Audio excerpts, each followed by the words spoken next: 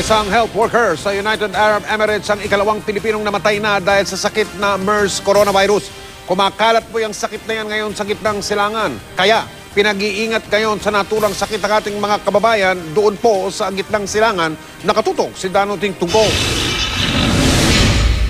Isang 40 anyos na Filipino health worker ang kabilang sa mga namatay dahil sa MERS coronavirus sa Al Ain, United Arab Emirates noong April 10. Hindi pinangalanan ng Department of Foreign Affairs o DFA dahil sa hiling na rin ng pamilya ng biktima. Our embassy in Abu Dhabi sent a team to Al Ain, which is 1.5 hours away from Abu Dhabi. Our embassy was able to confirm that there was one Filipino fatality who died due to MERS. Nasa UAE na raw ang mga kamag-anak ng biktima para asikasuhin ang labi nito. Tutulong daw ang embahada sa repatriation. Ayon sa report na natanggap ng Department of Labor and Employment o DOLE, i-cremate daw ang katawan ng Pinoy.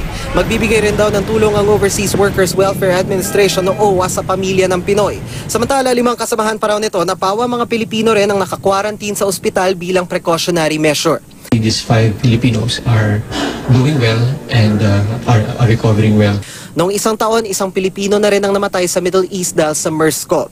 Sa Jeddah, Saudi Arabia, isang 45 anyos na Pinay nurse ng King Fahd General Hospital din ang dinapuan ng MERS-CoV. Kasalukuyan daw siyang nasa intensive care unit ng ospital. May na-admit daw po sa ER galing po sa labas.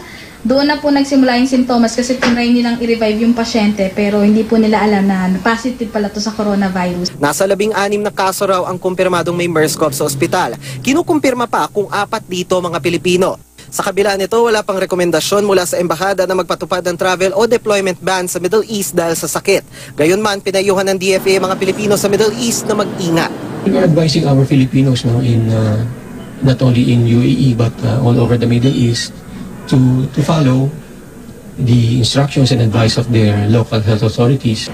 Kaya ang NAIA Terminal 1 tuloy ang pagmamonitor sa mga dumarating sa bansa. Tuloy-tuloy pong ating pagmamonitor ng mga pasaherong dumarating galing sa iba't ibang bansa. Kung meron ho silang lagnat. Kapatid daw ng trangkaso ang MERS-CoV. Kabilang sa mga sintomas ng MERS-CoV ay lagnat, ubo, pagkahingal at nahihirapang huminga. Nag-aaralan din kung paano itong nag-mutate.